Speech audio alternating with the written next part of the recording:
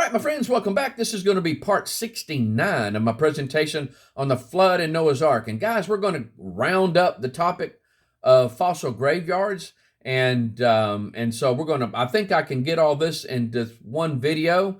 But we're going to look at, I think it's three areas that we're going to look at with some amazing things that was found and shows that something catastrophic happened. And two, the planet was different, atmospheric. I mean, there was something different on this planet at one time. But if you'll notice on the screen here, we're going to start off with the Sahara Desert in Egypt. The Valley of the Whales. The Valley of the Whales is where we're going. Wadi al-Hitan, I'm not sure if I'm pronouncing that right, guys, but that's the area right there. And if you notice the map, go where Egypt is and that little red dot above it. That's where we're headed. 1,000 whale fossils have been found. I said that right. 1,000 whale fossils have been found. The most common whale fossils found belong to a suborder of that right there, if you want to try to pronounce it, ancient whales, and a species of Basilosaurus, and I think that's Dorudon, and there's examples of those animals right there. And so 1,000, guys, 1,000. How do you kill off so many animals there at one time?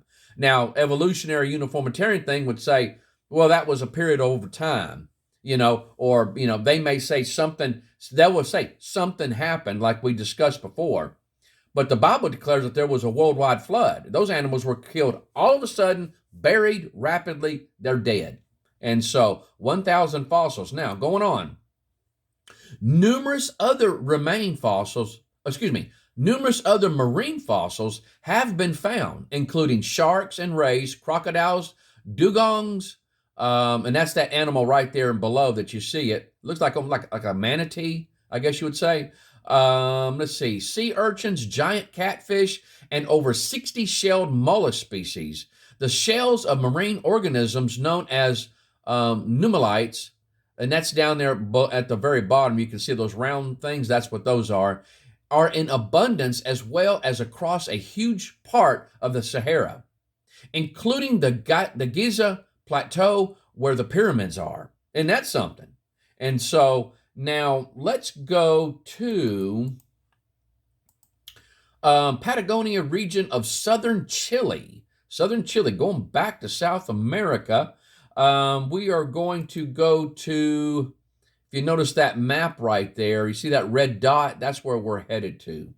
And an ichthyosaur graveyard, about 50 nearly intact fossils, embryos and adults of ichthyosaurs have been found in Torres del Paine National Park. Likely killed in a series of catastrophic mudslides preserved in deep sea settlements. Amazingly, not only the bones have been preserved, but also some of the soft tissue on a number of the fossils. Get that, guys. Soft tissue. Now, what does that say? Well, that one that don't say, it says that it's not millions of years old. And so soft tissue, and they found soft tissue in dinosaur bones too. If you haven't seen my videos on that, go to my Dinosaur and Man presentation, goes toward the end, and I have several videos just on that. Remarkable evidence showing that the dinosaurs are not millions of years old. Anyway, going on, this great ichthyosaur cemetery, the way the remains are deposited is unique. And that's a paleontologist, researcher, and curator at Natural History Museum. He's the one that said that. The sentences above was the article writer that wrote that one. Now, you got the Mesozoic era, and so this area that I have diagrammed off, portioned off there, 90 to 245 million years ago. The fossils were found in lower Cretaceous 130 to 140 million years ago. Again, guys, soft tissue Soft tissue lasting for millions and millions of years? I don't think so. I don't think so. It's clearly evident. You know what gets me is the evidence is so in your face. That's the reason why I can see the Bible being spot on when it says they are willingly ignorant. You can have evidence that's so in your face and they still won't believe it. They just absolutely will not believe it. But you know what, guys? It all depends on your worldview. It does. It all depends on it.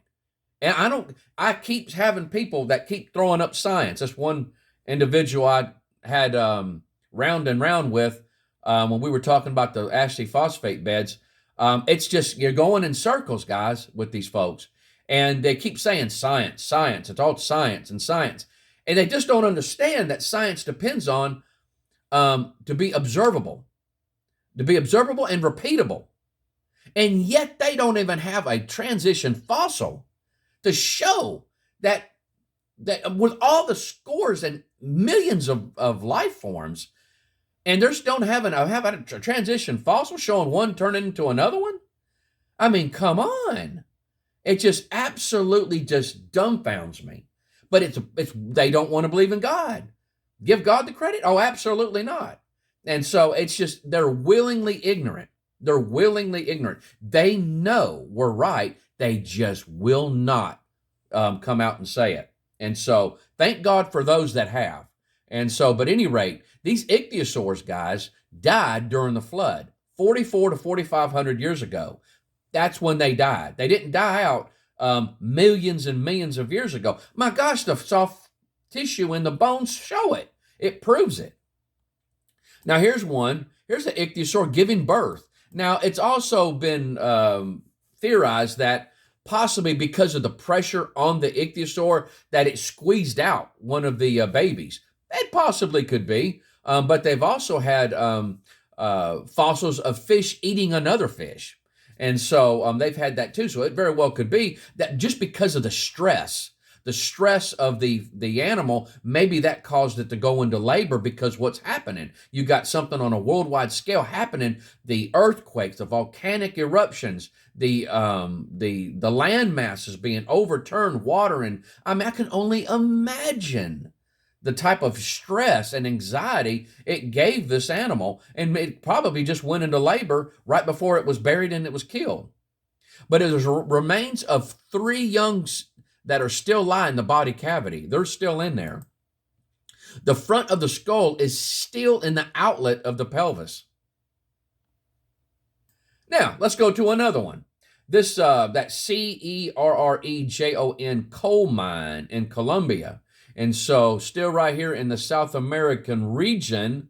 And this is the area, if you notice that, I've got it right there with the arrow. That's the area that we're going to be headed to.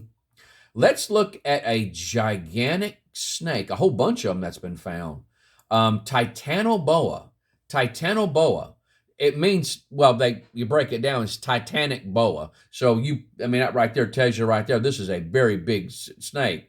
And so scientists discovered enormous vertebrae and ribs from, get this, guys, 28 individual snakes. Now you might say, okay, big deal. You just don't know the size of these snakes. From a Titanoboa in a coal mine in Colombia.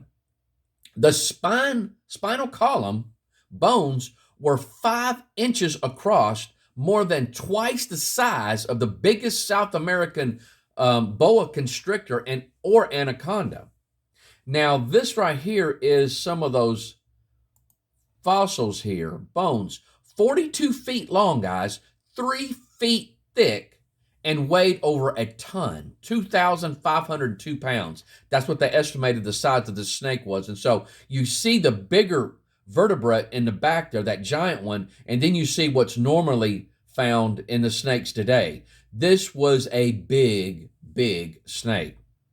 Now, it goes on. I just about jumped out of my chair, says paleontologist Jason, head of the University of Toronto, recalling the moment he first saw one of the bones. He said he couldn't help but laugh because it was so ridiculously big. I said, I know this is the world's largest snake. Now, let's get a little picture give you a little visual on how big these snakes were. Now, remember, they found 28 of them in one area. Now, look at this. Look at that snake. That is absolutely massive. Absolutely massive. Now, the one that they have there is 6 feet longer. It's 48 feet long. And so, but still a very formidable snake. And so, but there you go there. That's how big that snake would have been. And it shows they're eating I guess that's an alligator or a crocodile. And so I couldn't help but have a little fun with it. Yes, this is a non-poisonous snake. You may pet him. And so again, guys, 28 died all at once. What do you think? Buried in a coal mine? It sounds like the flood to me. The biblical historical flood. The biblical historical flood. Very easy that you can see that. All right, we're going to stop right there. When we come back, guys, we are going to start getting into the Ice Age. The Ice Age. And I probably got, at the time of this presentation here, of this video right here, I probably got right at 1,000 slides, maybe a little over 1,000 slides still to go on this presentation. And we're going to get through them. We're going to get through them. And there's a lot to show, a lot to share, and a lot of really good information and evidence out there. And so, but you guys take care. I love you, and I hope the Lord blesses you real good. We'll see you next time. Bye-bye.